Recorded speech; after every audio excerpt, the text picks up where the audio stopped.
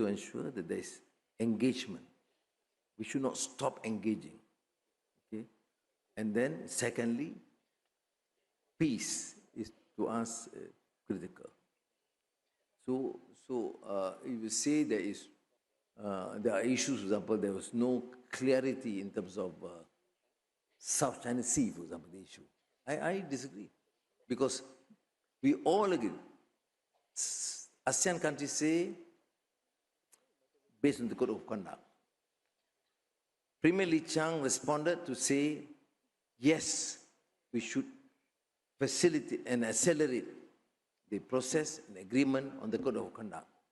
ASEAN and all the relevant parties all agreed that this region should not be an area of contestation of superpowers.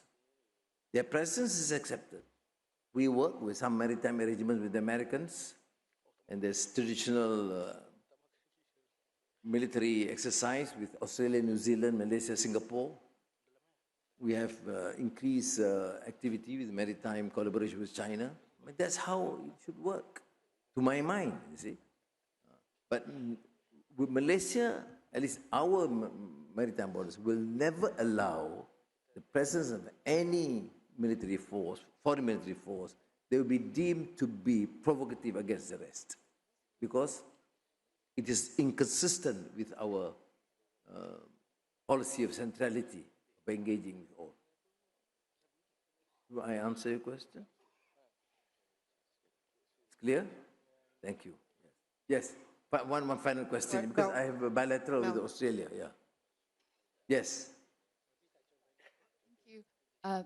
Sri, I wonder you can share with us what you and President Trump talked about during your ride from the tarmac to KLCC, and did he promise us anything on semiconductor, the tariffs, the sectoral tariffs, anything on that?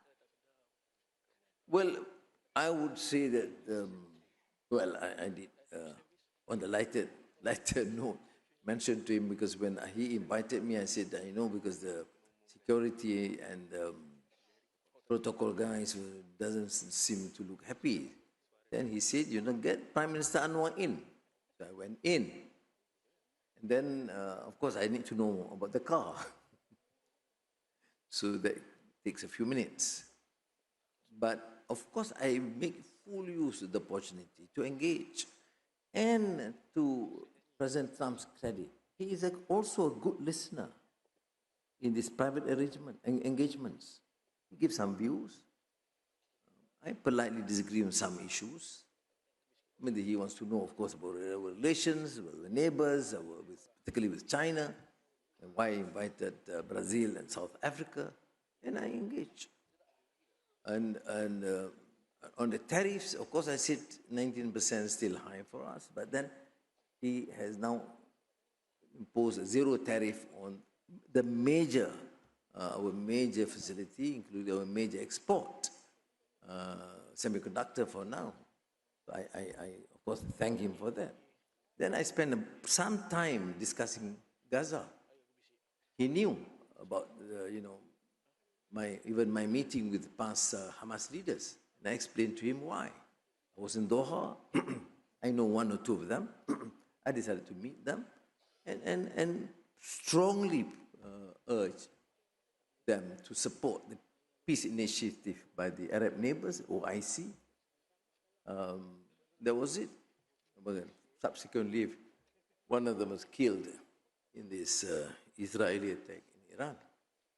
And I say, whilst I do support, and I think no one can dispute the fact that he was quite determined to ensure that this peace in Gaza stop the continued killings. But I said, you know, if you talk about a lasting peace, a durable peace, that must be comprehensive. But of course, his answer is that, you know, this is the first phase. We are working with it, working on it. He said, do I know Witkoff? I said, I met him. We are taking it very seriously. It must not fail, is a problem. So I think I was in a fortunate position because firstly, he allowed me to have that foresight with him.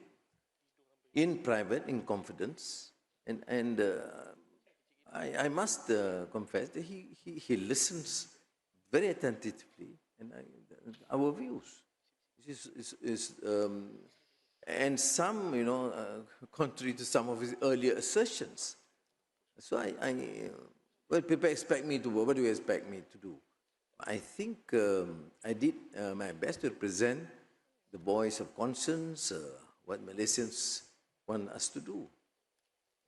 Now, if there's no opportunity, had he not been here, there would not be an opportunity. But at least there's a voice that he has to listen, And we repeated that in the formal. Of course, in the formal session, bilateral Malaysia and United States with President Donald Trump, and within ASEAN, naturally I've got to be more guarded, right? I mean, this is any diplomatic encounters like that. I wouldn't be as, I did spend, take it from me, Melissa, that I did my best to appeal to him to say that, look, the peace initiative must be comprehensive, must be durable, must be fair, ultimately. You see? And of course, there are many things he said in private, which is, to me, enlightening. And of course, I was happy to hear that. But then, these are private conversations between leaders, and you have to respect that. You start leaking phone calls like we did in the past, nobody will talk to you. Or you leaking private conversations, they will not be done. So I'm just informing things that I think is something which is permissible. Okay, terima kasih banyak. Have a Thank you, everyone. Yeah. Thank you. All right, Assalamualaikum.